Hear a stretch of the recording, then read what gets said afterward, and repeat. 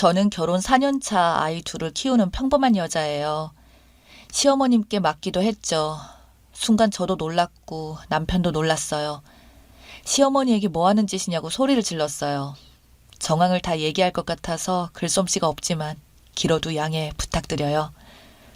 저는 바로 짐을 챙겨 아이들과 함께 자리를 떴고 남편도 그때 시어머니에게 화를 냈어요. 집에 도착해서는 엄청 많이 울었고 친정에 당장 말씀드려야 하나 했는데 부모님이 알게 되면 일이 정말 커질 것 같아 어느 정도 진정될 때까지 기다리려고 했어요. 그 후부터 시어머니는 도리어 남편에게 전화를 해서 당장 저를 데려와 싹싹 빌고 용서를 구하라고 하더군요. 정말 어이가 없고 화가 났어요. 맞은 건 난데 왜 제가 싹싹 빌어야 하나요? 남편은 그 상황에 시어머니 편을 들고 있더라고요. 시어머님이 물으셔서 대답한 것밖에 없는데 왜 이러시는 건지 모르겠더라고요. 제가 더 열받는 것은 남편의 태도였어요.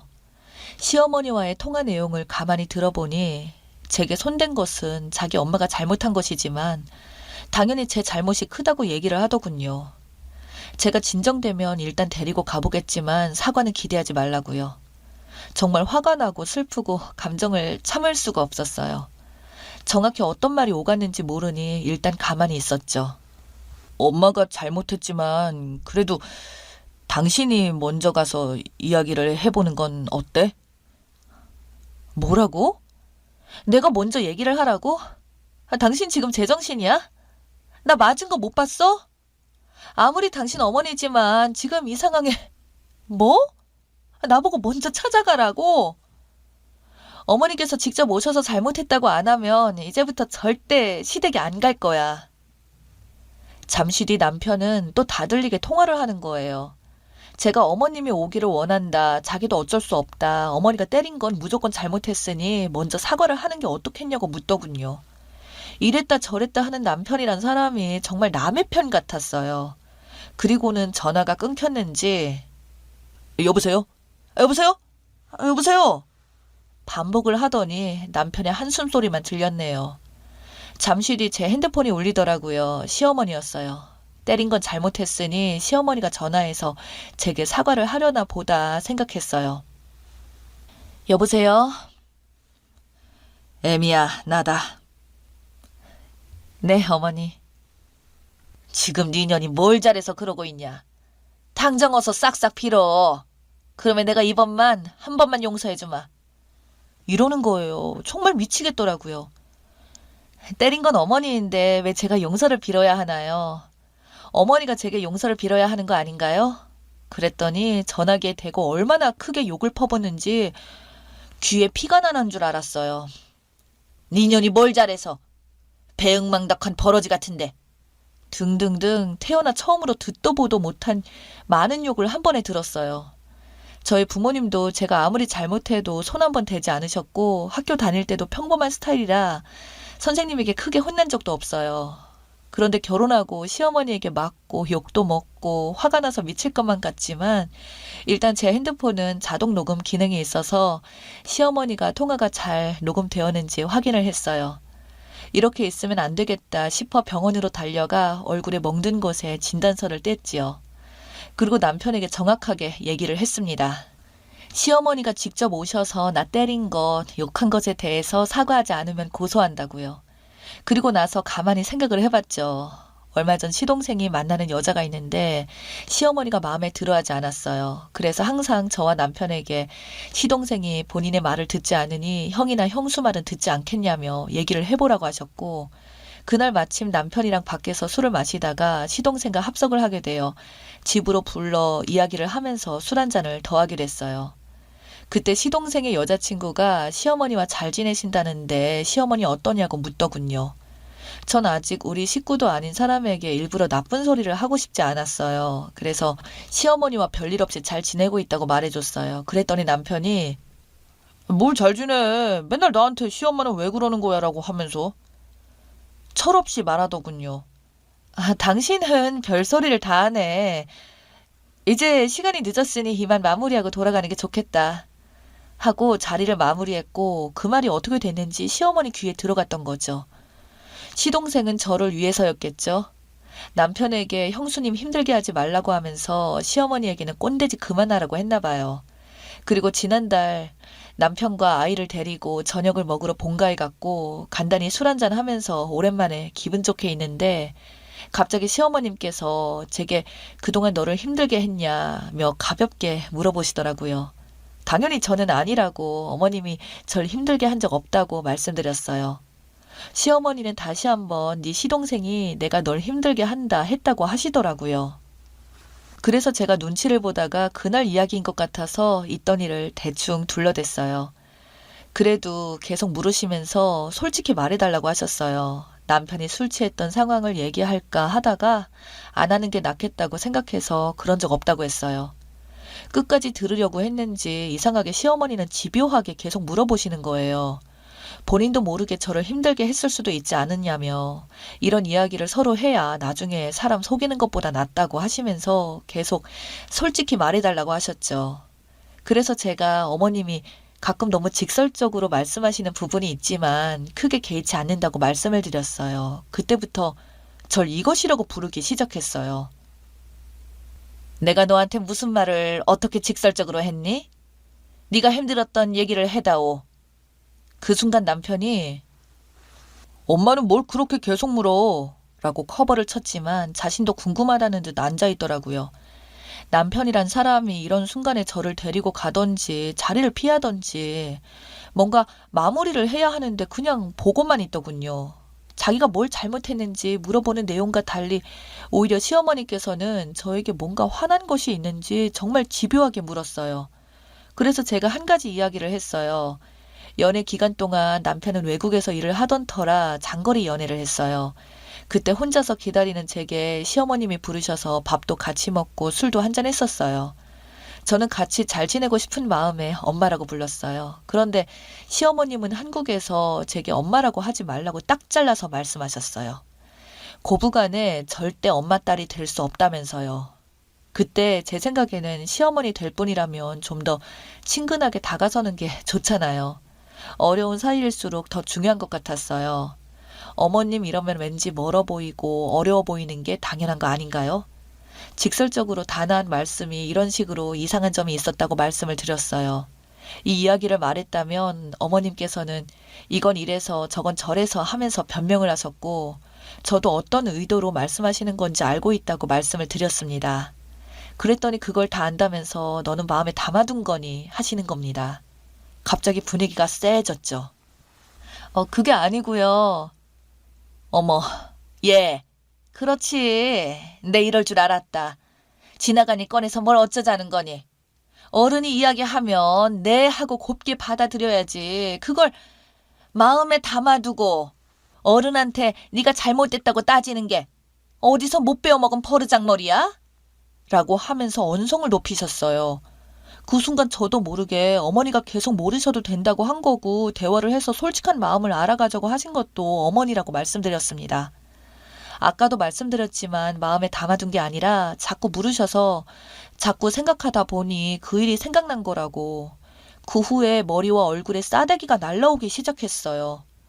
세상에 번쩍거리며 별들이 보이기 시작하더라고요. 태어나서 이렇게 맞은 적은 처음이라 공포심과 수치심이 몰려왔어요. 남편이 다가와 말렸는지 그 다음은 기억이 나지 않았네요. 정신을 차리고 보니 차 아니더라고요. 갑자기 서러운 마음이 복받쳐서 엉엉 울었어요. 다음날 남편이 먼저 말을 꺼냈어요. 엄마가 손댄 거는 무조건 잘못한 거라며 용서를 바란다고요. 그래서 제가 어머니가 직접 오셔서 사과하지 않는다면 그런 소리 하지 말라고 했어요. 그랬더니 남편이 한다는 소리가 네가 시어머니한테 하는 말이 말투가 좋지 못했어. 반대로 네 말투를 네가 듣고 있었으면 너도 느꼈을걸. 너는 기분이 나쁘거나 듣기 싫은 말을 들으면 듣기 거북하고 짜증적이고 신경질적인 말투로 얘기하는 건 사실이잖아. 진짜 고래 싸움에 새우등 터질 것 같아서 나도 미치겠다고 라고 큰 소리를 치더군요. 그 순간 저도 모르게 눈이 돌았습니다. 정말 제가 뭘 그렇게 잘못했는지 모르겠어요. 말투를 꼬투리 잡아서 저보고 잘못했다는 남편이나 생각에도 없던 일을 굳이 캐물어서 절 때린 시어머니도 그리고 저도 시어머니가 무릎 꿇고 싹싹 빌지 않는다면 폭행죄로 고소하겠다고 한 거예요. 그랬더니 제가 이런 식으로 나오면 시어머니께서 쓰러질 것 같다고 끝까지 시어머니 편을 드는 겁니다. 그 말을 듣고 가만히 있으니 제 머릿속에서 뭐 하나 끊기는 것 같았어요. 같이 산 세월이 정말 무색해지더라고요. 당장 이혼하겠다고 했어요. 시어머니에게 고소장 접수하겠다고. 남편은 고개를 절레절레 저으면서 절대 안 된다고 하면서 저에게 평생 잘할 테니 이번 한 번만 못 이기는 척 먼저 사과해주면 안 되겠냐고 부탁한다고 정말 미친 소리를 했습니다. 가만히 있으면 미칠 것 같아서 있는 힘껏 소리를 질렀어요. 이혼하겠다, 손해배상 청구하겠다, 폭행으로 고소하겠다. 설령 사과를 안 받고 산다 해도 아이를 포함해서 앞으로 절대 단 한 걸음도 하지 않겠다 했습니다. 큰 소리를 내며 싸우는데 갑자기 현관 벨소리가 들렸어요. 남편이 나가보니 시아버지가 오셨어요. 들어오시자마자 제 손을 잡으시면서 미안하다, 애미야. 정말 미안하다. 한 번만 용서해 주거라. 하시며 눈물을 흘리셨어요. 저희 시어머니와 같이 사는 게 신기할 정도로 시아버지는 정말 좋은 분이시거든요. 그런 분이 울고 계시니 제 마음도 편하지 않더라고요. 시아버지는 제가 속상해서 아무것도 먹지 못했을 것 같다며 맛있는 거 먹자며 저를 데리고 나갔어요. 제게 맞춰주시려고 애쓰는 시아버지가 안타까워서 마음이 약해지긴 했지만 시어머니의 폭행과 정말 나쁜 남편의 마음과 행동 때문에 이렇게는 못 살겠다고 말씀드렸습니다. 시아버지도 어느 정도 알고 있는 부분이라고 하시면서 그래도 자신이 미안하다며 용서해달라고 하셨어요. 하지만 전 더 이상 할 말이 없었어요. 그렇게 시아버지는 가셨고 저도 짐을 챙겨서 아이들을 데리고 친정으로 왔어요. 친정 부모님께는 너무 미안하고 죄송스러웠어요. 그때는 차마 시어머니께 맞았다는 말을 못했고 언어 폭행만 당했다고 했어요. 제 얘기를 들으시고는 친정엄마가 저를 꼭 안아주시더라고요. 너무너무 고생 많았어. 엄마가 먼저 알아주지 못해서 미안해. 하시는데 참았던 눈물이 쏟아졌어요. 사실대로 다 말하지 못하는 걸 엄마도 알고 계셨던 것 같아요. 제가 이렇게 친정에 있는데도 시어머니는 사리 구별을 못했어요. 사건이 있던 그날도 사람이 이렇게나 집요한가 싶을 정도로 캐묻더니 자기한테 와서 싹싹 빌고 사과하라고 하루가 멀다고 전화해서 욕하고 소리 지르고 남편과 이혼하고 그냥 끝내려고 했어요. 제가 이 사람과 결혼한 자체가 잘못이지 싶어서요. 근데 정말 이렇게 끝내면 안 되겠다는 생각까지 들게 만들더라고요. 끝까지 제가 정말 만만해 보였나 봐요. 그래서 증거는 충분히 다 있겠다 싶어서 시어머니를 고소했습니다. 아직 그 고소건은 진행 중이고요. 끝까지 해보려고요. 남편과 이혼하기까지 6개월 정도 걸렸어요. 아이들을 선택하는 게 제일 힘들고 어렵더라고요. 아직 어려서 정확히 뭔지를 잘 모르잖아요.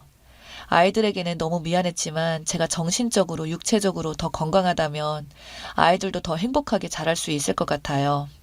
친정 부모님께 폐를 끼치고 싶지 않아서 저 혼자 아이를 키운다고 했어요. 하지만 친정 부모님은 절대 안 된다며 손주가 클 때까지 같이 살자며 더 큰 집으로 이사를 왔어요. 엄마라는 존재는 세상에 하나뿐인 것이 맞나 봅니다. 엄마 아빠 든든한 버팀목이 되어주셔서 감사합니다. 아직 남은 문제들이 있지만 이것저것 끝내고 나니 후련하고 새 삶을 시작해서 응원받고 싶어서 주절주절 했었습니다. 긴 글 읽어주셔서 감사합니다.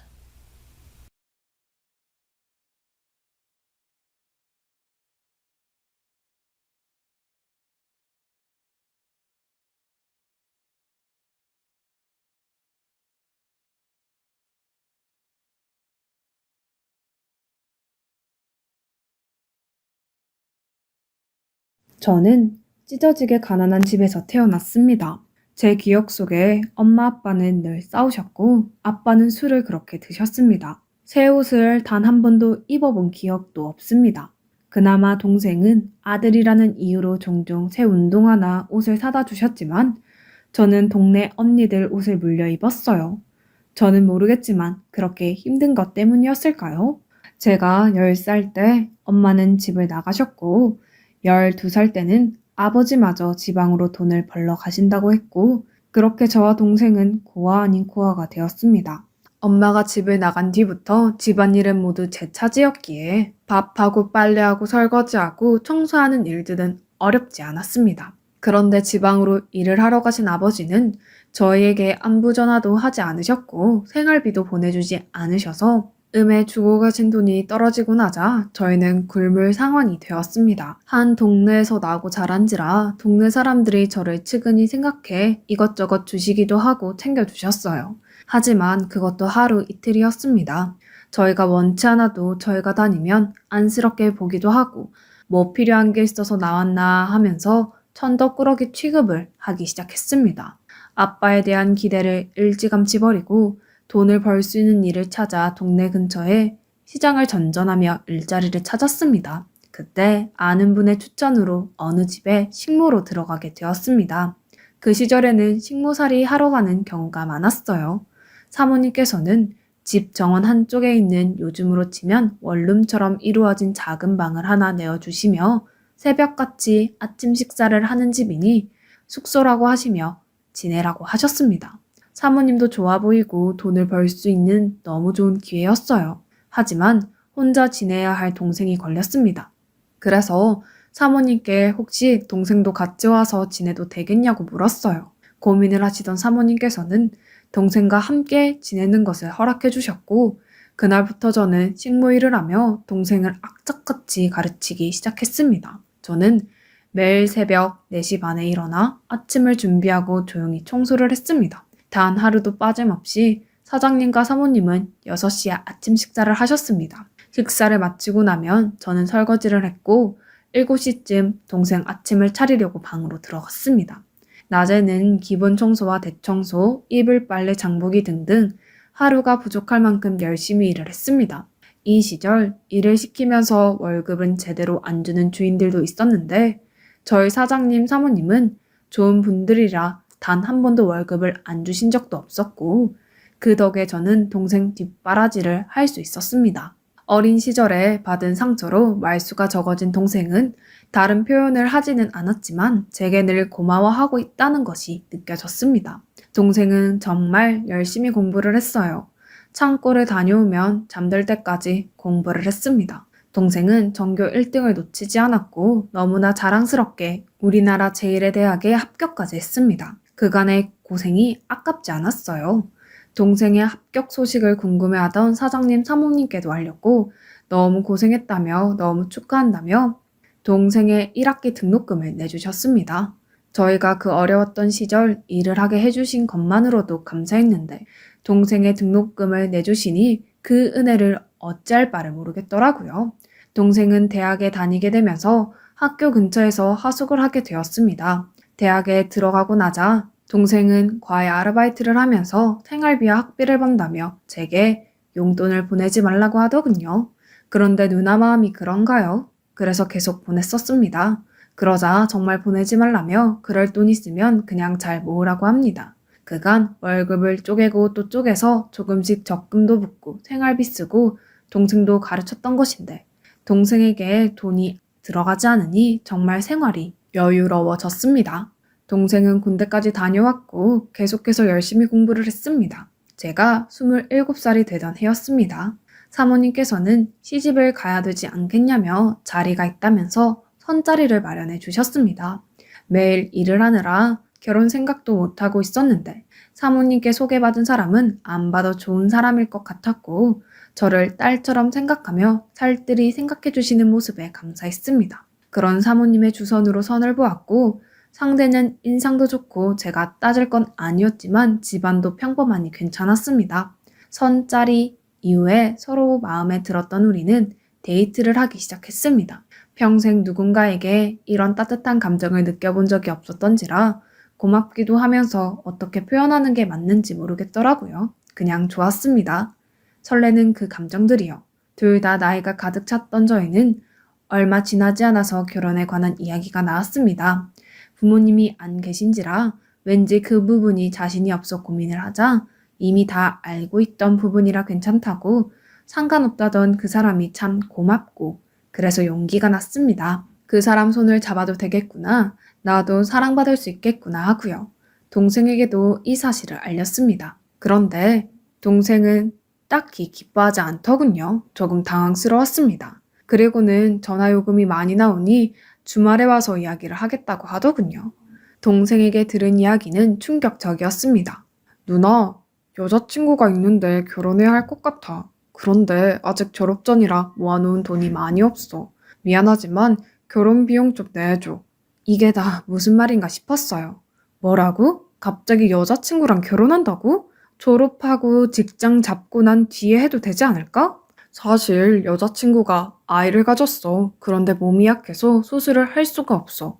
여자 쪽 집에서도 다 알고 한바탕 소란을 겪었는데 결혼을 하는 쪽으로 결정이 되었어. 그런데 내가 결혼할 만큼 돈이 없어서 머리를 한 대 세게 얻어맞은 것 같았습니다.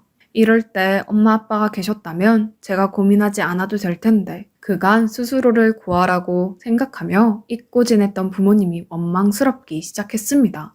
많은 고민 끝에 동생 결혼을 위해 그간 모아놓은 돈을 탈탈 털어서 동생에게 보내주었습니다. 그렇게 저는 결혼 비용을 동생에게 해주게 되었고 제 결혼은 물 건너가게 되었습니다.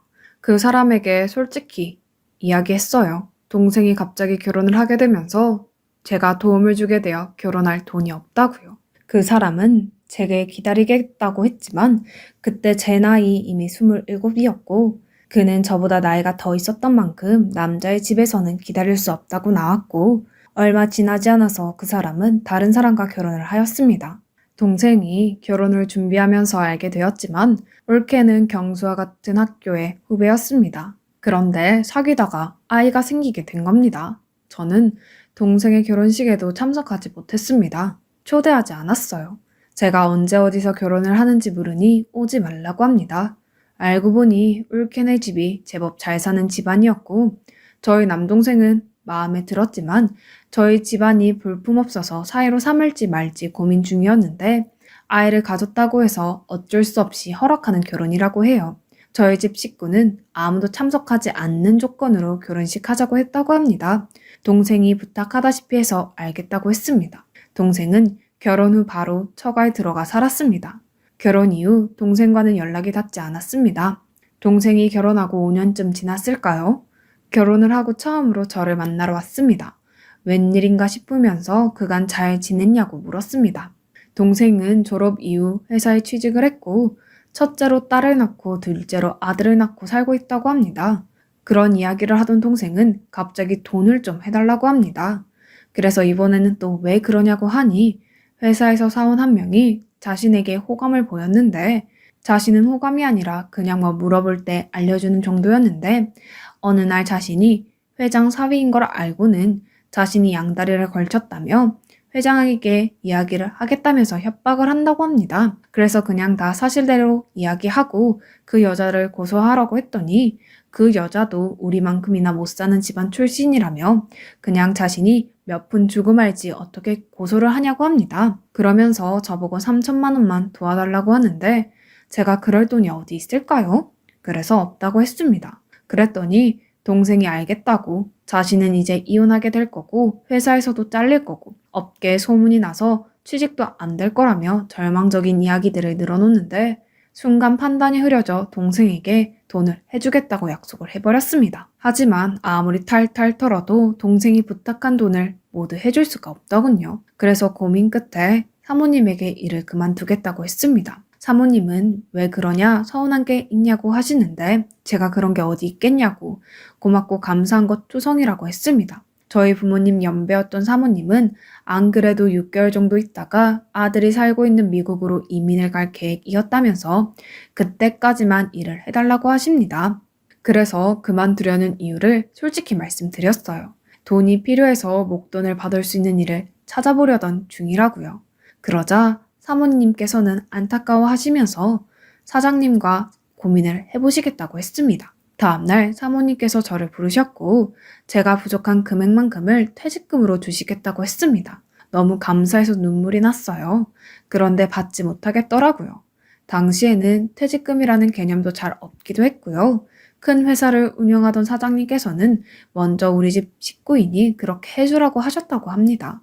그러니 어려워 말고 받으라고 하셨는데 재력은 둘째치고 우리 부모님이 왜 이분들처럼 마음이 인자하지 못하셨을까 싶은 생각이 들었습니다. 얼마 뒤 사모님께서 약속한 돈을 주셨고 저는 그 돈을 동생에게 보내주었습니다. 동생은 돈을 받고 또 연락이 되지 않더군요. 그 일이 6개월 뒤 사장님과 사모님의 이민으로 저는 12살 때부터 함께 지내던 집에서 나왔습니다. 어찌 살아야 할지 막막하더군요. 당장 지낼 곳부터 필요했습니다. 저는 무보증금의 월세가 가장 저렴한 곳을 찾았습니다. 시설도 형편없었고 화장실도 집안에 없었어요. 반지하이지만 빛이 조금도 들지 않는 그런 곳에서 절망도 했습니다. 12살 때부터 20년을 하루도 제대로 못 쉬고 일했는데 제 수중에는 동정 하나 제대로 남아있지 않았습니다. 절망을 하기에는 제 나이가 너무 젊었습니다. 그래서 다시 제가 해오던 일을 계속하기로 했고 팔출부 일을 시작했습니다. 그런데 다시 일을 시작하면서 느낀 거지만 정말 못된 사람들이 많더군요. 집안일 해주는 사람이라고 있는 대로 하는 사람도 있고 절 자신의 놀이개처럼 막 대하려는 주인 아저씨도 계셨습니다. 처음 일했던 사장님과 사모님을 떠올리며 일을 다시 시작했는데 현실은 그러지 못했어요. 그렇게 오래 일하지 못하고 몇 개월 단위로 이 집 저 집 일을 했습니다. 그러던 어느 한 집에서 의뢰가 들어왔고 면접을 보러 가니 정원도 있고 집도 제법 넓고 일이 많겠더군요. 하지만 제가 처음 일했던 것도 그랬었기에 할 수 있을 것 같았습니다. 일이 없으면 그게 더 힘들 것 같았어요. 사모님께서는 하루 반나절 써보고 괜찮으면 오래 일해줄 사람을 찾는다고 하셨습니다. 기존에 계셨던 분도 20년 가까이를 하셨는데 이번에 딸이 쌍둥이를 출산하며 도와줘야 해서 딸의 집 근처로 이사를 가게 되면서 일을 그만두게 된 거라고 하더군요. 저도 원하는 바라고 이야기하며 일을 시작했습니다. 새롭게 일할 것들이 있었지만 그간 해왔던 것들이 있어서 어렵지 않았습니다. 첫날 제가 일하는 모습을 보고 마음에 들었던 사모님은 제게 함께 일을 하자고 하셨습니다. 이번만은 좋은 분들이어서 오래 일할 곳이었으면 하는 마음이 있었습니다. 저는 매일 새벽 6시에 출근을 해서 저녁 8시에 퇴근을 했습니다. 일요일에는 근무를 하지 않아도 되었어요. 오랜 시간 근무하는 만큼 월급 또한 만족할 만큼이었습니다. 이제는 동생에게 들어가는 돈도 없으니 저를 위해서 쓸 수 있어서 좋았어요. 제가 일하는 집은 회장님과 사모님 그리고 그분들의 딸과 손자, 선아가 함께였습니다. 보이는 가족 관계 외에 물어보는 건 실수를 하게 될 수 있어서 언제나처럼 궁금한 건 마음속 깊이 접어두었습니다. 그 집은 조금 독특했습니다. 집안 어디를 가도 사진이 없었어요. 보통 집에는 가족들 사진들을 벽이나 테이블 위에 두기 마련인데 그 어느 공간에도 사진이 전혀 없었어요. 조금 독특하다 싶었습니다. 제가 그 집에서 일을 시작한 지 4일째 되던 날 저녁이었습니다. 그간 못 보던 남자가 집에 들어옵니다. 누군가 궁금했지만 한창 저녁 준비 중이던 시간이라 일을 했습니다. 이내 저녁 시간이 되었고 상을 차리려고 한 저는 깜짝 놀라고 말았습니다. 동생이었어요. 저를 쓱 보고 지나친 제 동생은 미처 저를 몰라봤고 사모님께서 저를 새로운 아주머니라고 소개를 하면서 눈이 마주치는 순간 당황하는 모습이 가득했습니다. 저희는 우선 모른 척 했습니다. 저를 한 번도 본 적 없는 사돈분들과 옥계는 저를 알 리 없었습니다. 저도 그들을 몰랐으니까요. 동생을 오랜만에 본 그날 어떻게 일을 마무리하고 왔는지 기억도 나지 않습니다. 그만둬야겠다는 생각을 했습니다. 당연히 그만둬야지요. 그런데 당장 갚아야 하는 대출금도 생활비도 걱정이었습니다. 다른 곳에서도 일을 해봤지만 사돈댁보다 대우가 좋은 것도 없었으니까요. 바보 같지만 그냥 모르는 척 서로 모르는 사이인 척 하면서 일을 하자 싶었습니다. 그렇게 저는 계속해서 출근을 했습니다. 저와 동생은 아침 저녁 식사 시간 정도만 마주쳤습니다. 그래서 모르는 척 하기에는 어렵지 않았습니다. 동생 내서 일을 하다 보니 동생 생활이 눈에 보였습니다. 잘 살고 있는 줄 알았던 동생은 집에서 목소리를 내지 못하고 살고 있는 듯 했습니다. 그렇다고 그 누구도 동생을 무시하는 것 같지도 않았지만 의아하게 느껴지는 그런 분위기가 있었어요. 사돈 어르신들은 딱 할 말만 하는 스타일에 그렇게 과하지도 덜하지도 않았습니다. 올케는 조금 징징거리는 스타일 같았어요. 아이들을 보는 것에 있어서도 이래서 힘들고 저를 힘들다며 안 사돈 어른이나 저에게 먹이는 것을 부탁하는 경우가 많았습니다. 조카들은 너무 귀여웠어요. 제 조카라고 생각을 해서 그런지 정말 하나하나가 사랑스러웠습니다. 아들은 동생을 딱 닮았더군요. 딸은 올케를 닮았고요. 동생은 집에서 마주쳐도 철저히 저를 남대하듯 했습니다. 물론 거의 말을 섞을 일도 없었어요. 그냥 오랫동안 동생 모습을 가까이에서 볼 수 있는 것만으로도 좋았어요. 그래도 한 번은 동생이 제게 따로 전화를 할 줄 알았는데 철저히 저를 모르는 채 하는 것 같았습니다. 그냥 동생이 그럴 만한 사정이 있을 거라고 생각을 했어요. 저는 열심히 살았고 조카들이 유치원과 학교에 다녀오고 나면 마중을 가기로 했습니다. 원래는 울케가 하던 일이었지만 울케는 외출도 잦고 자주 피곤해서 조카들의 하원만은 늘 제 차지였어요. 단 하루도 빼놓지 않고 10분씩 일찍 나가 아이들을 맞이했습니다. 조카들은 제게 고모라는 말 대신에 아줌마라고 했지만 아무렴 어떤가요? 아무래도 좋습니다. 그간 세월이 흘러 그 집에서도 20년을 일을 했습니다. 그간 일하며 차곡차곡 모은 돈을 모아 대출도 다 갚고 집도 더 안정적인 곳으로 이사를 갔습니다. 진짜 안정이 되었지만 일을 그만두지 못했어요. 말을 섞을 수는 없었지만 동생의 모습을 가까이에서 볼 수 있는 것도 좋았고 조카들을 직접 키우는 것도 좋았거든요.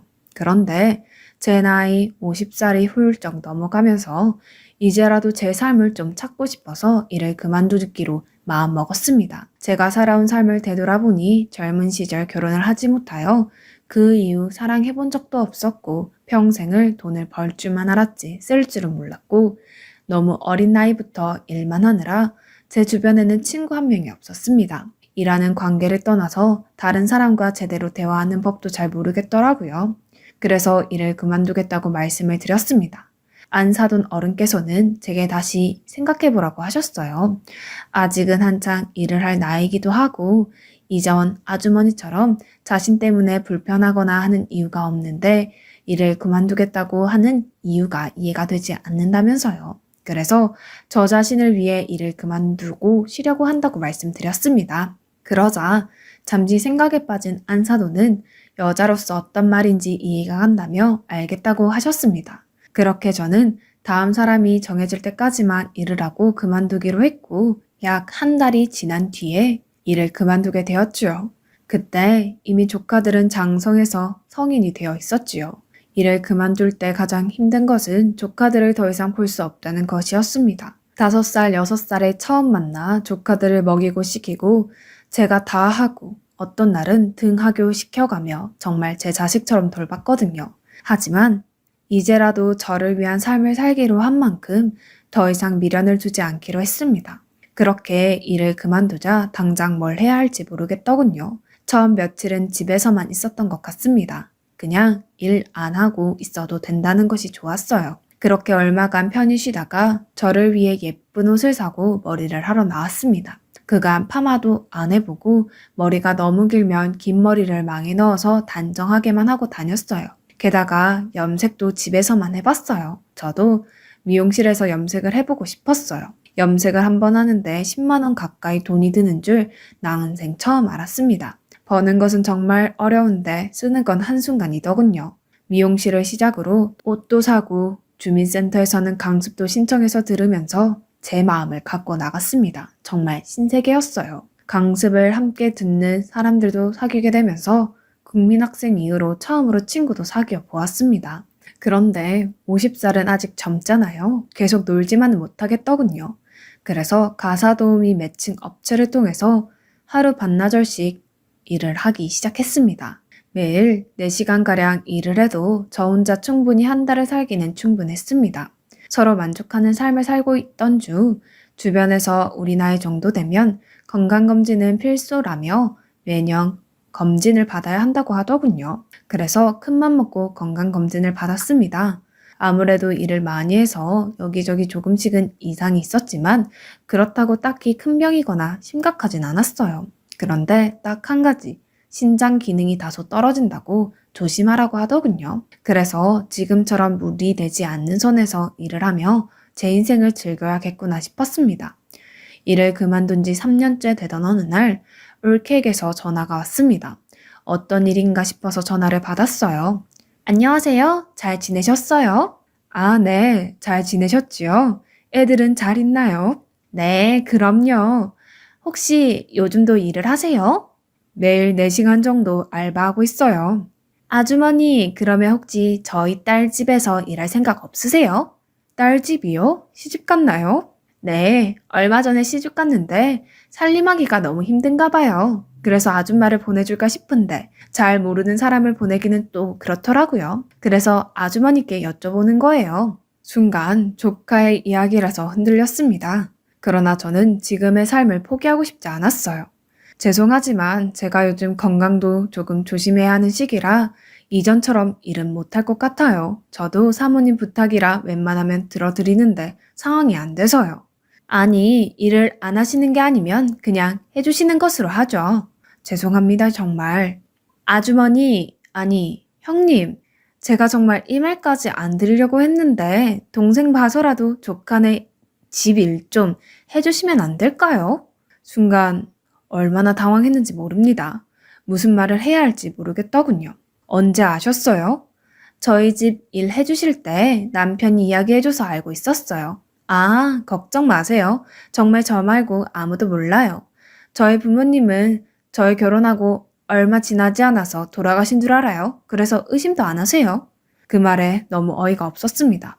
다른 건 모르겠고 아무래도 저는 일을 못 해드릴 것 같습니다.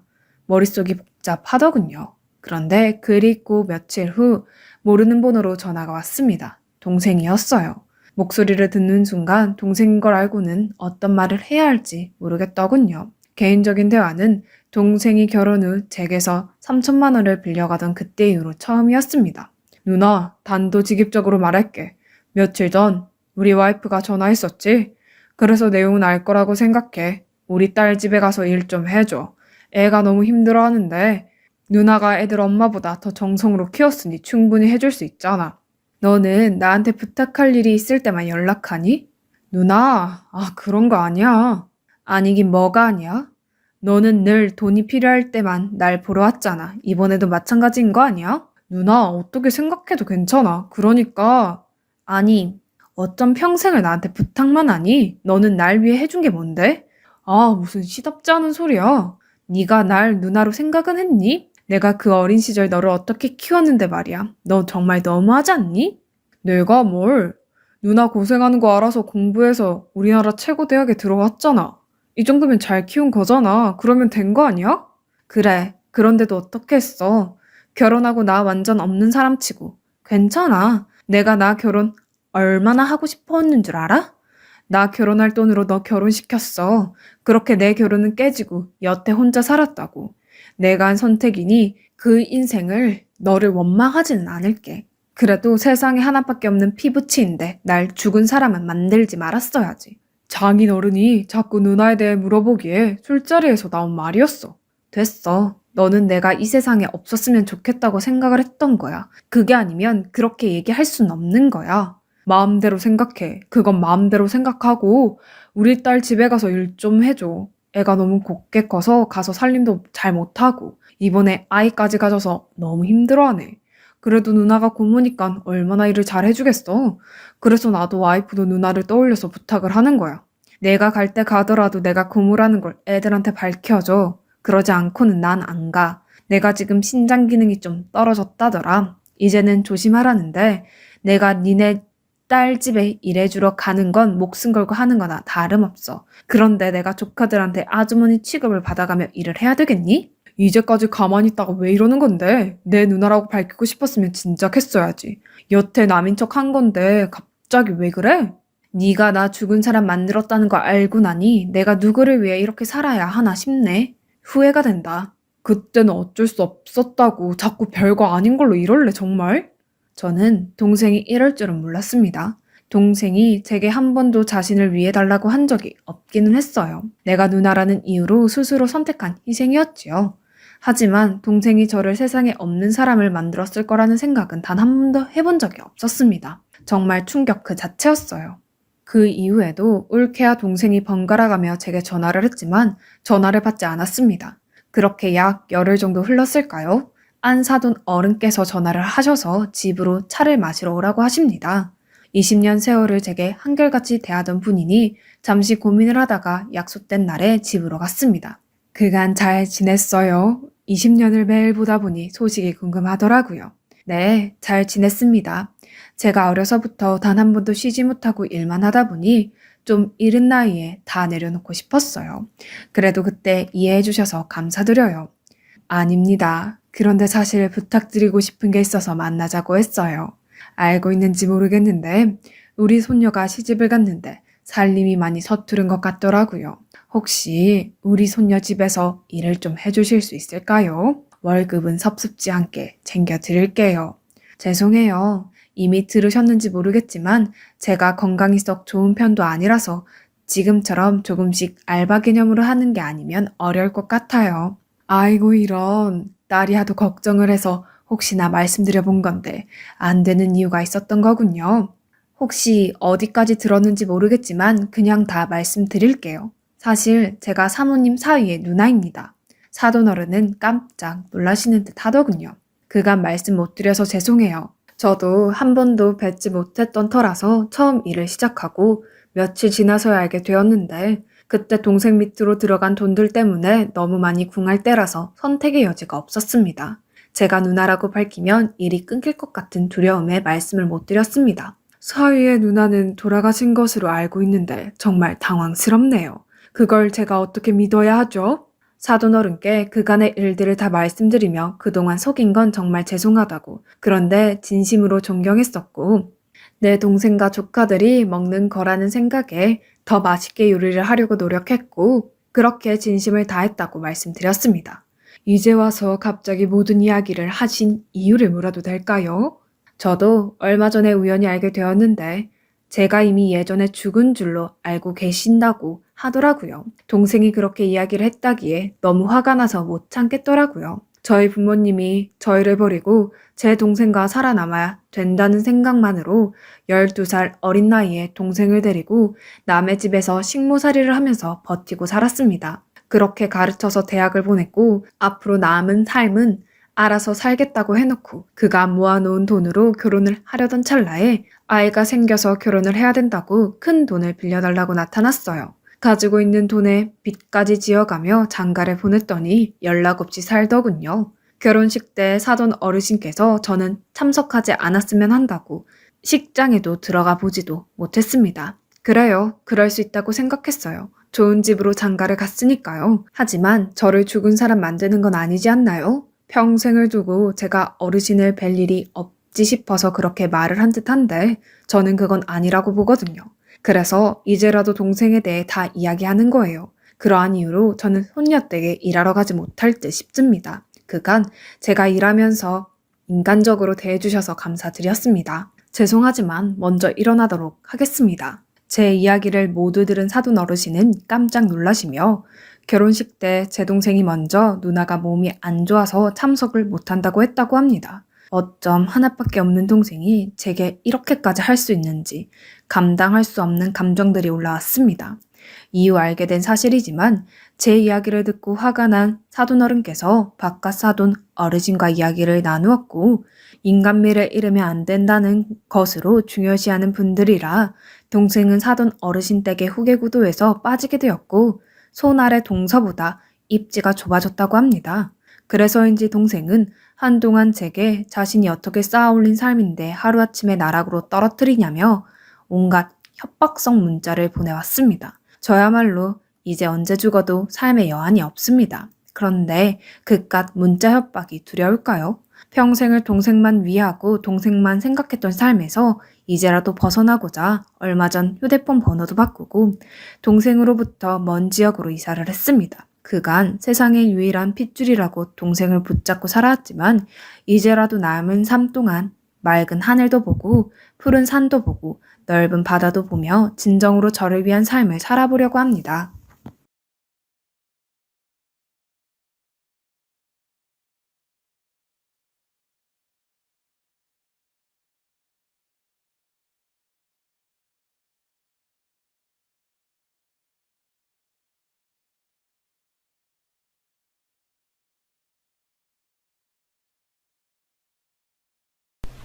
안녕하세요. 저는 30대 주부입니다. 예전 같으면 추석 준비로 눈코 틀 새 없이 정신이 없을 텐데 시댁에서 큰일이 있고 나서는 제사를 지내지 않고 있어요. 그래서 시댁에 방문만 하고 살고 있는데 시어머니가 뜬금없이 갑자기 전화해서 제 속을 긁어놔서 이렇게 글을 쓰게 되었습니다. 그동안은 시어머니가 몇 년 만에 전화해서 이번 추석에는 어떻게 할 거냐 하더라고요. 사실 이번 추석에는 갈까 말까 고민 중이었었거든요. 그런데 시어머니가 어떻게 할 거냐고 묻더니 대답도 듣지 않고 갑자기 지금 시대가 어느 때인데 여행을 가자는 겁니다. 그것도 몇 년 전 큰일이 있고 정말 오랜만에 전화해서 한다는 소리가 그러더군요. 늘 느끼고 있지만 시어머니는 생각을 하며 살고 있나 싶을 때가 많습니다. 뭐든지 자기 생각밖에 모르고 며느리는 안중에도 없는 분이십니다. 시댁에 가면 일하러 간 것 같은 기분이 들 때도 많았어요.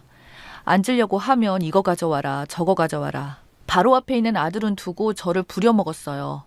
아이도 바로 생겨서 제가 쉬었던 것 같아요.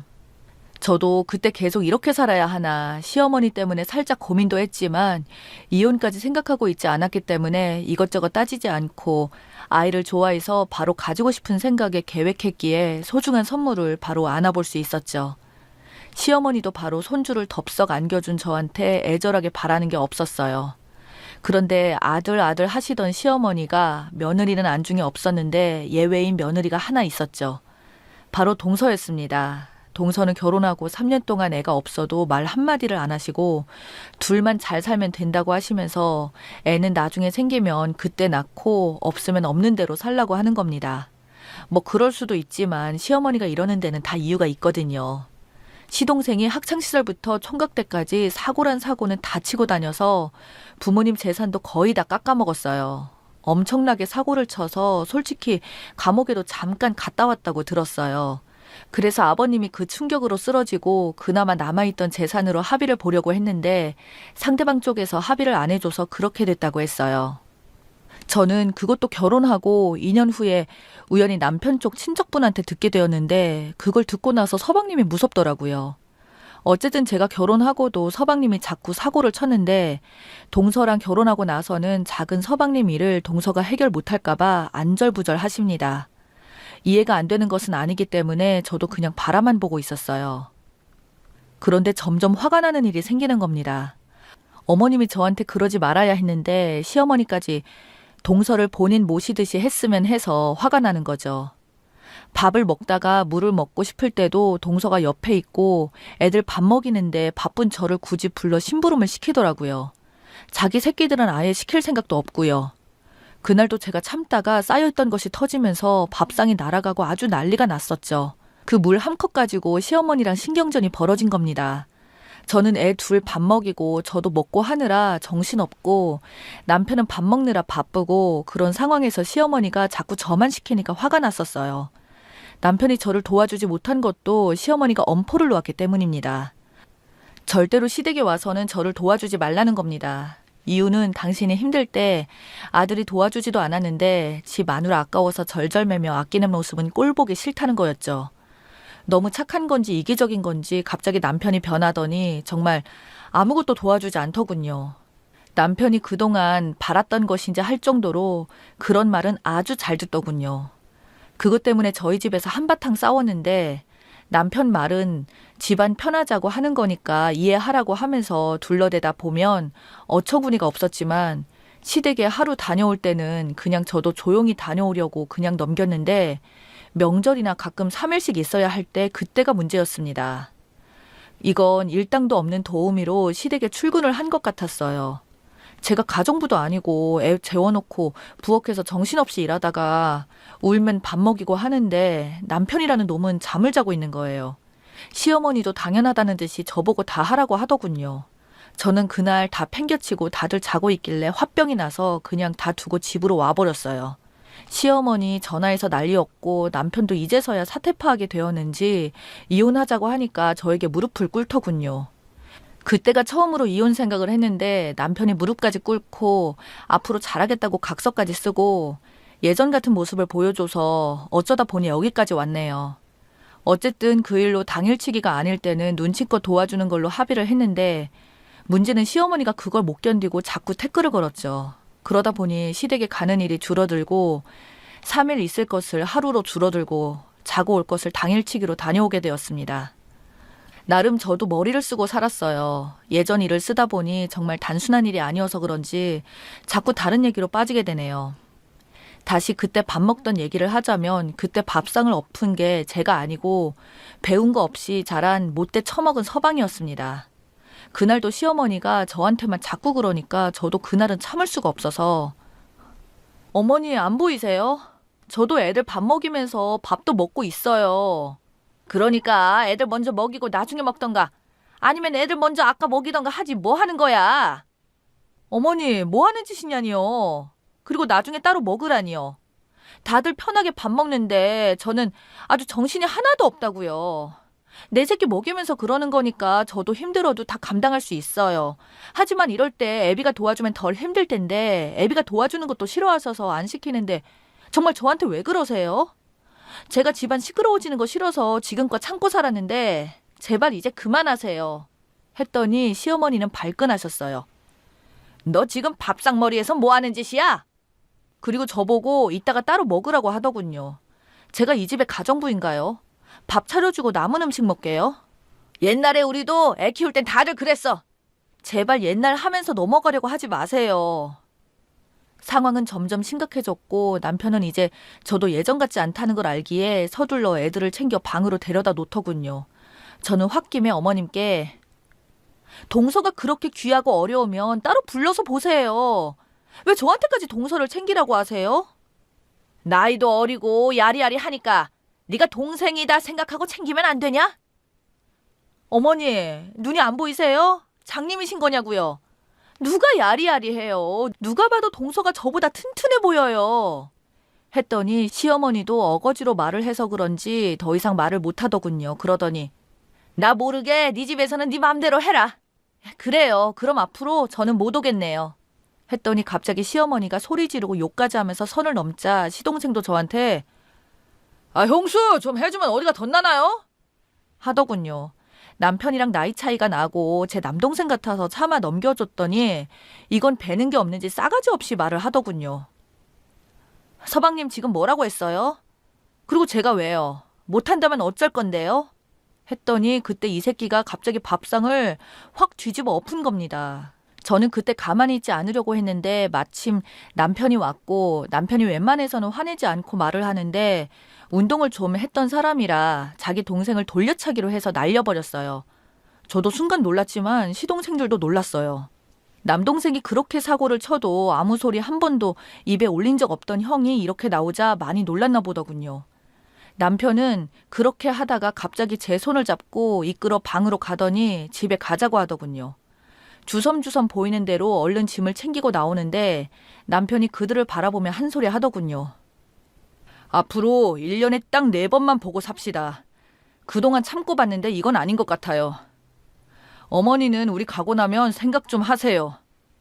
시어머니는 욕하면서 뒤엎어진 밥상 치우고 있다가 남편의 말에 꿀먹은 벙어리가 되었습니다. 남편이 워낙 조용한 성격이고 성질이라고는 안 내고 사고 한 번 안 치던 아들이어서 그런지 눈치를 보더군요. 자식이 크면 어렵다더니 시어머니도 그렇더군요. 남편의 한 방이 이렇게 큰 줄 몰랐어요. 그런데 그때 사태 파악을 못한 건지 상황 파악을 못한 동서가 아주버님 뭐 하시는 거예요? 오빠 얼굴이 엉망이잖아요. 재수 씨도 결혼했으면 철 좀 드세요. 여기가 놀이터입니까? 친정도 아니고 시댁에 놀러 온 사람처럼 뭐 하시는 거예요?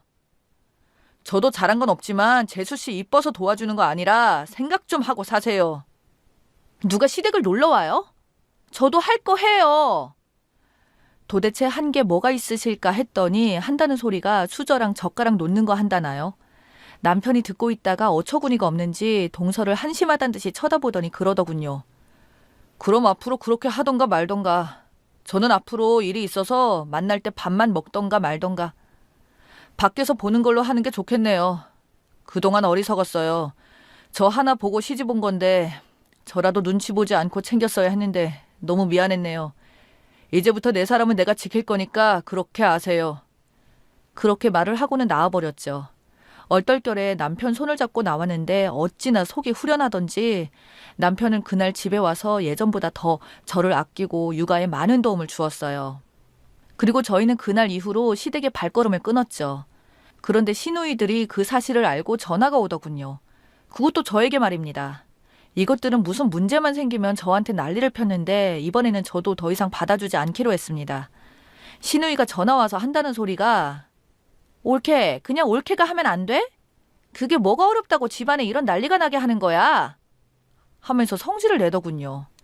봉사 간 것도 아닌데 왜 자꾸 이 사람들은 저보고 동서를 애 다루듯이 하라는 거예요?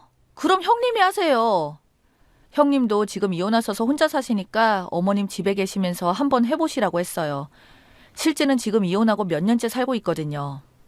남편의 동창하고 바람이 나서 헤어졌어요. 일찍 결혼해서 애들은 다 각자 살고 있어서 홀가분하고 혼자 살고 있어서 처음으로 신우하고 얘기를 했어요. 본인도 못할 것 같으면 아무도 하지 말라고 하세요. 전 지금까지 할 만큼 했으니까 이젠 안 하겠다고 하는 거예요. 야, 너 지금 배는 게 없냐? 저도 생각하고 말하는 거예요. 그런데 이 사람이 절대로 이혼 안 한다고 하니 그냥 시댁 안 보고 산다면 살려고요. 살짝 약 올렸더니 시누이는 전화를 뚝 끊어버리더군요. 그러더니 저녁에 저희 집에 왔어요. 혹시 몰라 남편한테 서둘러 퇴근하라고 했죠.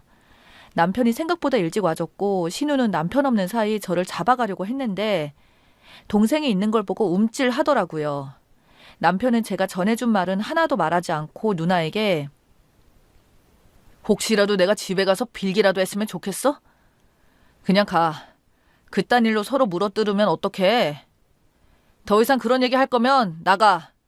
하면서 손절을 했고 신우이 역시 그런 모습을 보고 놀랐는지 그냥 가더군요. 큰 신우도 전화 왔는데 그때 남편이 옆에서 전화를 받아서 화를 내면서 끊더군요. 유나도 여자고 며느리면서 왜 자꾸 이 사람만 참으라고 하는 거야? 이 사람이 착하다고 가정부처럼 여기저기서 부려먹으려는 거야? 이젠 내가 가만 안 있으니까 그렇게 하지 마. 어머니가 사과하기 전까지는 절대 안 보고 살 거야. 그나마 1년에 4번 보겠다고 한 것도 최대한 생각해서 말한 거야. 하면서 전화를 끊더군요. 저를 위해 말해주는 것은 너무 좋았었는데 조금 불안했어요. 그걸 눈치채고 남편이 충격받았겠지. 이젠 내가 진짜 지켜줄 거고 그렇게 저희는 서로를 위해서 가끔 가던 시댁에도 가지 않았습니다. 발걸음이 뚝 끊기자 시어머니는 발끈하셔서는 전화를 해서 자기 아들 저렇게 만든 게 제 탓이라고 하더군요. 남편은 시어머니가 저한테 그런 것을 알고 시댁에 찾아가 발칵 뒤집어 엎고 왔어요. 그리고 그나마 매번 보자고 한 것도 몇 년째 가지 않고 있었는데 이번에 뜻밖의 시어머니가 전화해서 여행을 가자고 해서 황당했었습니다. 기가 막히고 어처구니 없어서 말도 안 나오더군요. 이제 시어머니가 제 속을 뒤집어 놓은 얘기인데요. 저보고 어이없게 구른 거 다 용서해 줄 테니 여행 경비며 준비를 다 하라는 겁니다. 상대하고 싶지 않았지만 이것만큼은 확실하게 말해야 할 것 같아 말씀드렸네요. 어머니 죄송한데요. 저희는 원하지 않아요. 그리고 이런 식이면 어머니 평생 안 보고 살 거니까 그렇게 아세요. 전 이제 무서운 것도 없고 두려운 것도 없어요. 그리고 여행을 외국으로요? 저 안 보고 살아도 아쉬움 없어요. 사과를 하시던가 했어야 했는데 일을 더 크게 만드셨네요. 여행은 아끼는 동서랑 손가락 까딱 안 하는 시누이들 데리고 가세요. 저를 또 얼마나 부려먹으려고 지금 이러세요? 어렵게 전화하셨을 텐데 겨우 이것 때문에 전화하셨어요? 이제 없다고 생각하세요. 하고 끊어버렸어요. 남편한테 이 모든 얘기를 했더니 저보고 잘했다고 하더군요. 그리고 남편이 시댁에 형제들 다 불러놓고 이제는 완전히 인연 끊고 살자고 말하더군요. 저희는 살던 아파트가 값이 올라서 때마침 팔고 이사도 하고 지금 행복합니다. 지금은 시댁을 안 가서 시간이 남아돌 정도로 애들과 많은 시간도 보내고 남편이 요즘에는 집에 업무를 보는 경우가 많아서 저희는 지금 너무 행복하게 지내고 있습니다. 시어머니는 말 한마디 잘못해서 영영 안 보고 살 것 같아요.